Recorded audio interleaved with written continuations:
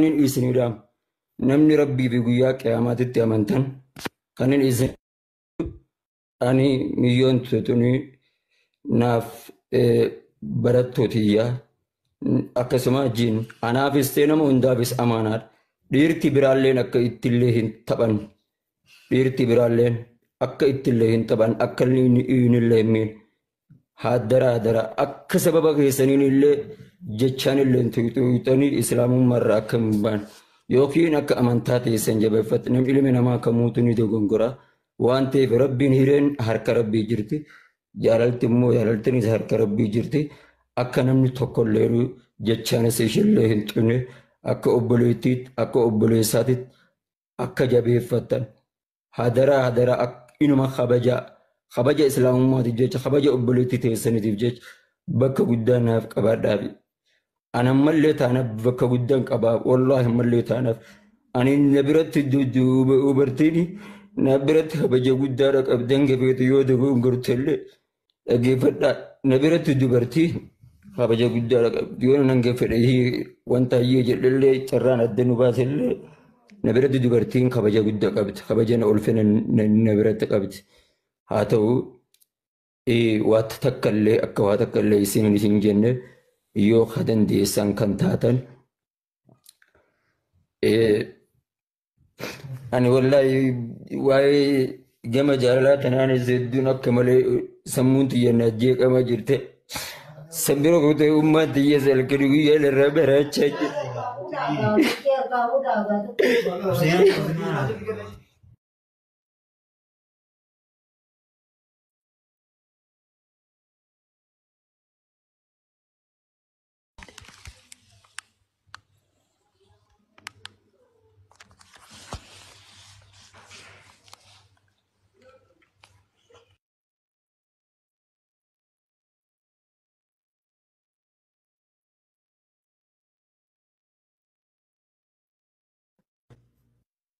namni dubbattan hamza dubbadhu hamzaaji yoo dubbachuu dandeesse dubbadhu yookaan immoo ummata fajattu kun dubbadhu yookaan Ahmad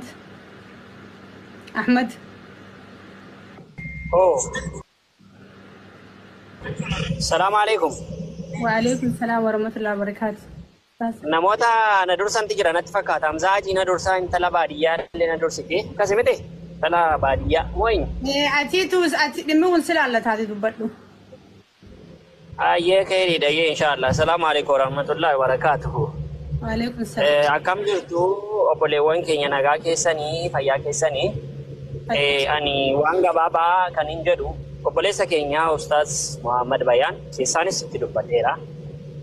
جيتس دباديرا وان إما متى كيساني أسرع في الدنيا كان مالتي أسوسيسو جيس يا مسرع في الدنيا واي وني والجتان كنا إني سنون تمرمني أجندا بران نسين في الدنيا أسكان أنا تكيفا من أقوله أني وانا تمولتين دبادا كيسان تمرتني ده بتاني وان بربادن كيسان تمرتني ده بتاني وان نجتني مال نسين في الدنيا أسرع ككنا جتني ربي فجد عديسا جدا ما بديسا كينيا أستاذ محمد بيان ربي بجد عديسا نمني وامك عافي كرنسي سيقول بربادة مرازو سيقول بربادة شيء اللي سين اللي شيء فكينيا في سبب عشاني إسلام ما قبضتف نموني سبب عشان إسلام ما قبضتف تدولا ننجرو أتمو سبب عقرا لافم ما كي إلالني سبباتي إنتلا كناف سببان تلا كناف جتشوة هدو jetteef jechoota jedhamuun qabne wantoota meeqaatama sababaatatti jetteef jecha namoonni sirratti duulan hin jiru waan kana ammayyuu nasra wanti si gaafadhu kabajaa fi jaalalaan dhimma kana dhattee wajjin haasofsiisteetta miti yoo ishee duukaa walii galanii mana waliin ijaaru ta'e waliin ijaarratanii taa'u yoo waliin ta'an ta'e namni ijoollee shan ijoollee 6 torba godhateeyyuu addaan ba'a walirraa kan biraa fuudhee as ba'u khalaas yo media tios base male zamin to yote ustaz ke yawan to ko turi akti ruf ne mal kujra gai ta amma ka janda ta hofi yo jalqaba nu dage fatete dage sai jirta jecho yo ammo jalqaba nu dage fatini sifi mun dan da rage bi akti ruf ne jira ayye ladi ga wanda na sila muhammadi fi boniyeni addaan bootti walii galan akka hiikutti walii galanii na hiikeettee mucoonii na darartee je ani osoo hin jaaladhu ani garuu isii tana galfachuudhaaf aarsaa meeqa kafalee je asuu illee takka takka ol darban si argaan jiru rubbo asuu galchee mifoor garuu ani aarsaa guddaan irratti kafalee isii tana galfachuudhaaf miidiyaa irrattis jeeqamaa jaalalsiisan maallachaa dachii bitadhee mana jaarradhee adaree hararitti mana gara miliyoona. Maasha. Yoo dogoggoruu baadhe gizee ustaadni alaa dhufanii galgala rafuuf deemanillee qaamni isii kun akka nama waan mool seenutti daawwiti barri mool kanatti ufumaan addaan banamaa jedhani waan takaafachi akkasi mee waan sana akkam mul'ii gadillee xiinxala. Aboo maal hoggii isiin seeqattu balbala jannataa banamee jette hidhiin lamaan isii tun hoggii akkatti dabanamtu kas seenuu feetala. Addeenya ilkaan isii samaa ilaalu jiramu ilma namaatiin ilaala jettaa jechuudha. Soo intala akkasiitii fuusifnaa jenneeti gartee diyaaspooraan irra waliigallee jirra. So kitaabul jismi irraa tana fuusifna tana qonyonyaa fuula qottee jechaasi tagartee kubbaayyaa hanga wanti kana kubbaatii jecha bu'aa. Akkuma malakka haraqeetti bari intaloon uumashee booyuu wallaalle malee. Isin kitaabul jismi warri kitaabul jismi sun waan san fudhateen beeku gaaf biyya gala jijjiirama irratti malakka haraqee xiqqoo adii takka taccabgaara nama kun. Fudhanne boosan jimaan qabne malee. Tole bareeda. Amma isin akka diyaaspooratitti waan bareeda kana argitanii fi kan mul'iin isii sonsaa kana ka dabbaan isii wanno siidaa fir'aawun ga'u fakkaatu kan isin argitanii fi afaanoo akkamiin walii galan isheen English for Itoophiyaa xiqqoo beekanii diyaaspooraan afaan Oromoo dagatte yookiin achi dhalachuuf ammalaa jaalala walii ibsu irratti rakkoo fidee boodallee wayi nutti booyanii sodaa jedhu jira hordoftoonni ustaaza waan kana maal jette. Amma ati wooma lama qaraasiif ta'isa. In jettaani naqi jechuu.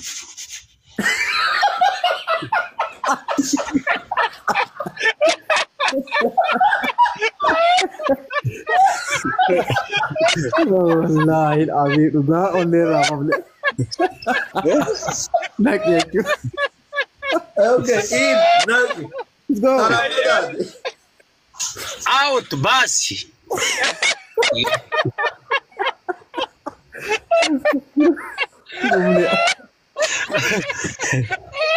Ay Rabbi saghir wallahi billahi. Yo kabuta. La tanga biga nagara dhukkube wallahi kaabo sheke yaan. Tanuma lamaani sirriitti jabeeffatu qaba jechuudha akkuma deeggarda. Tanuma lamaan barachuu qaba yoo out jee inni xiqqoo daqiiqaa lamaa fi sadii lee takka duubatti hafee isaa dhumatti biitii tadhalaati mana hidhaa jira. Out jetteni gizee isin out jettuun sayyoo inni miira kan jiraata yoo hin geeffatin. Ayya taraatti aantu next termii taraatti aantu eeggatta waan ta'eef ba'uu qabda.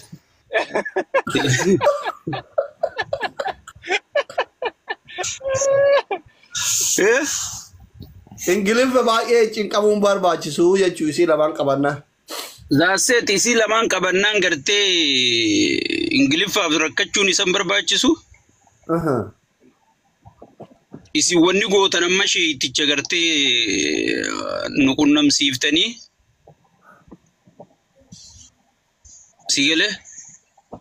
Sheekaa butaa inni fayyaa garuu amma fayyee ifi deebi'ee eenyummaa fi deebi'ee intala tanarraa sabrii argata waan jettu maal jettanii akkamiin sabrii argata? Bayan. Eessa kutee bannaati sheeyitichi?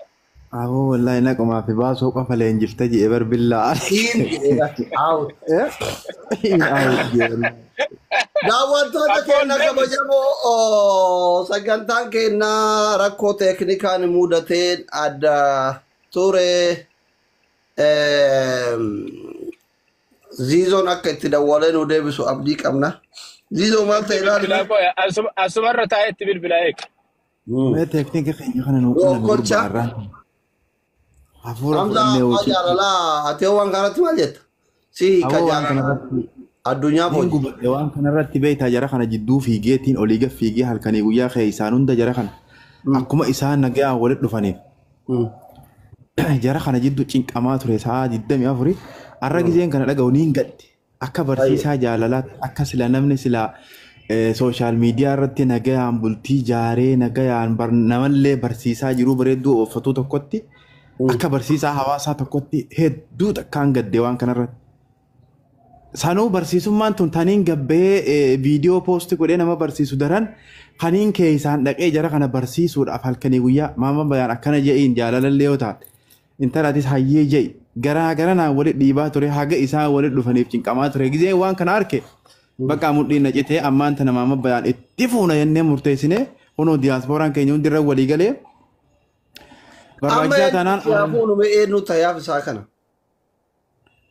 garuu reefuun tana bilbila narraa kaasuu didee Sheekh Usmaan Durrii takka qopheessee jira jee inni nu ganda kara sheekotii irraa nuti asii tabiraa fidaa jirti dubbiin tun akkamii hujeetiin waan ni jechaa jira boodaniif hin nagaamee dhufuuf deema liivii mana yookaan mana kanatti ol yaamne ammaa yoo as jala jiraatte maama bayaan meeqoo gaafii gaafanne yoo jiraate. Bakka nuti gumaacha gaafa dargaggeessi fuudhu godhamu haa goonu kaayoo dhugaa fuudhaa jiraatan as jala jiranii. Barsan dirqama dhugumaani bar wanti siireesii wanni takka kanin afaan isaarraa baasuu barbaade wanni afaan isaarraa dhabne mitiyyoon akkana nagootee malee gabbee irraa mullug godhee bakka assalaamu alaikum na fuudhaa tokkicha kan irraa dhabne. Ana carraa kenname. Haasai. Salaamu alaikum. Waalaikum salaam. Hayyee baay'ee sheekkaa buttallee akka carraa ta'ee gastii keessatti baay'ee dubbatanii. Isaan kitaaba jismiraa dubbatanii ani immoo ra'ayiiraa dubbadha. Yaada bilchataa yaada uummanni kun dhaga'uu qabu. Obsaan na haa caqaftanii fi amma sheeyni Usmaan Durrii waa qopheessee waa dhagayaa yoo jedhellee yaaduma sirriiti. Intala soqatu intala qe'ee isaanii jirtu ta biyya jirtu ta jaarsi walitti dhufu ta isaanillee ganama galgala fuula wal argan ittuma barbaadaa jiranii inshallah itti milkaayan jennaati. Sheeyin immoo ani keessallee quba qabaa garee sanirrallee namoota hedduun waan kana irratti hojjetaa turre. Irraa qulqulleessuu wanni jedhamu kun haa ol baheetumaan akkana jechuu dhabu malee abdiin booniyyeetii fi abdiin ustaazaa walitti hin jirtu. Ustaazni kun amma akka ilma Oromootitti gumaacha guddaa isinirraa barbaada. Mana ijaaratanii qorqoorroo qofatu hafee jalli xumuramee mana kana naa xumuraa jaartii barbaadataa jira. Jaartiin miidiyaa irraa soqamtu lafarraa. Ustaazonni sheekoleen gurguddoon Shee Muusaa Su'aalaa bira dhaqee intalanatti fuudhi jedhaa. Shee Ebaluun bira dhaqee intalanatti fuudhi jedhaa. Intalli lafaa na argamti. Isin mana kana kararra'ee hafe kana akka naa xumurtan sagalee naa taha na utubaa dhaamsa ustaaz bayaanii an kanuma dubbatu barbaade ashli galatu. Okay, mana ijaaranii karatti jalaa cite. Mana ijaaree darasammaan isaanii ijaaranii hooma gara garaatiin bakka ho'iitti mana bitatanii booniyyama itti galchine osseensifne sapiraayiz isin goon osoo jedhan manni lafti bitamee ijaaramee amma finishingira kaga'uu gaheetu hafee amma girigirri makana ka irraa dubbiin afoolloftee markazni illee jalaa diigamee haalan jirre keessa jira. Oromoon namummaan Manni maqaa booniyyeetiin jira maqaa isaatiin jira. Wallahi maqaa jiruun addan baafneen sobu abdiin isaanii yoo san booniyyema ture booniyyema itti galchaaf tolchanii bareechanii. Maqaa booniyyeetiin jiraatu mala mannummaan kunuyyuu haa dhufanii adda baafna. Banaatiin jiraatee wallahi mudhiin na citti har'a tadarana. Kuni wallahi gaafanne waan kana gamma abuu Kamal Abdallah Mahmud laa barani booniyyeen jiran jenne ani sani walumaan barraa. Anu amma shakka haadura inni hedduu jaalataa yaa jaartiiti ammana kanaa maqaa keetirra galmeessee hojii jiraate maaliif beeku? Irraan fudhattu immoo sankaa isiin irraan fudhattu maqaa isiitti illee jiraate isi akka irraan fudhanne abdii Assalamu qabna. alaikum ya jamaa.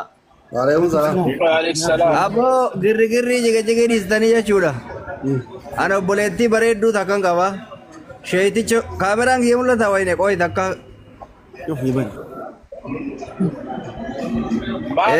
Golboo gootee dhaabattee haftee amma ta'e maasai. Obboleettii bareedduu takka qaba. Ofiisinii qabee an ustaas booniyyee baay'ee jaaladha nama kabajuudha nama akkaan sirriitti onnoo jedhuudha isin ustaas booniyyee fida wallahi mucattii bareedduu kanan kennaaf rabbii kiyya jecha mucattiin kun oshee kalle ustaas allee. Intaatu. Tun intaatu. Ustaad booniyyeen baqataan barbaadu asli. Ustaad booniyyeen baqataan barbaadu. Asli maa jechuudha. Mata duriyye. Awwa duriyyaa rasa boo'icha kan ka'e ilaaleen boo'icha biraa. Asli. Asli. Maaliif hin taane? Illee tuni bareedduudha bar. Reedii dhagaye reedii. Ustaad booniyyeen amma booda bakka warra miidiyaa kana. Warra isarraa fagoo jiru. Mucattii warra miidiyaati warra lafaati. Sheeka maleessa si arge qoy. Warra miidiyaa eessatti argite? Asumarra ooltichaa liitii obboleettii teetilee taate. Laala ooltaa jechuudha. Alaa kulaan ustaadni Amma qeemaa baaqooltan nama kana haa tumsinu. Wal amma walaal gara fiireessite ati deebi'aaf gara fiireessite. Gara nanaa Gara humna gad. Laala kin jeeti jara keenya dhugaa dubbachuufi maama bayaani waan kanarratti hedduu takka cinqamaa ture. Wallaahi ani takka lama sadiitti waan gurbaa kanaa akka namaa tokkotti akkuma inni kun miidiyaa irratti Hamzaa wajjin Hamzaa gaafadha Hamzaa wallaahi hedduu takka keessaan hundatti cinqamee hattaa viidiyoo hundaan na bira jira. Aboo Hamzaa miciyyoon tun arraa miqaisiin na taphachuu. Viidiyoo akkamii? Kanaaf inni ragaa wajji dubbanneen baan.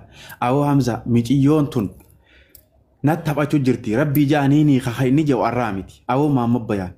Mee xiqqootaas gabbaa'e dhalaanni aartii waan kana miira keessa galtee waan kana wanta hunda ta'uu jiraachuun maltu mee xiqqoo dhaabbadhu jee wallaahi nuutuun lafa dhorkaa ture gurbaan tura ofirraa beekee waan kana harka keessaa fudhachuudhaaf yaalii godhaa ture garuu miciyyoon tun akkana gurbaa kanatti taphattee asiin geesse namni kun asirra jirru kun hundinuu gurbaa kana akka feemasootaatti akka sheekootaatti akkuma nama hundaattu akka nama biyya waan hunda jirutti akka nama hamileen capheetti gurbaa kana hundi keenya bira dhaabbannee gurbaa kana osoo beellamatti hin kennine sagantaa waa kanarratti yaa arra yaa boru sagantaa yookaan manuma aslii kana finnee sagantaa ajaa'ibaa goonee gurbaa kana gammachiifnee asirraa galuu qabna.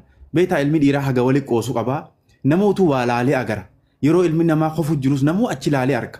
Sa'aa silaa qoosaa namuu jala yaane itti qoosne bakka silaa qoosaa turetti bakki kun bakka silaa irra qoosanii miti. Waan kanarratti namuu bira dhaabbannee guyyaa arraarraa yoo ta'e wallaahi gurbaa kana. Namoonni jara akkanumatti nama ol guuru kun maa inni sila jiran?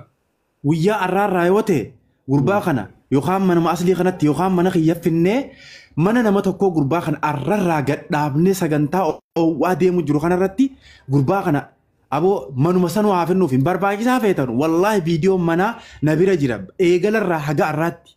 Manni yoo maqaa booniyyeetiin jiraate hoo siin jira kunoo intaloon tarabbi abaare.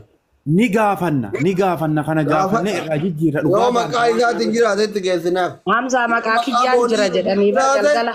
Yoo maqaa dhageeffadha yoo maqaa booniyyeetiin jiraate namitti daabboo hin dhumne dhooggatetu mana itti kenna jennee wanni mana geessinu hin jiru. Hin jiru. Dhuguma isinitti himaa. Amma waan kana booda isarraa shuuri gaafanneeti waraqaa wajjin finnee waan qabatamaa takkarra dhaabbanna waan nullee booda nu aanye isaan daleenu ragaa wajjin fidee nutti agarsiise wallaahi ni finnaaf nuti hundi namni kun osoo dooraala 50 kanne guyyaa arraatti gurbaan kun mataa ol qabamee intala sheekootiin du'aa'ii itti godhaa sargii mana galtu godhamti arra sila. Xiqqii takka malee waan kana irra deebineeti bakkaan geenye. Eeyyeen Hamzaa sanii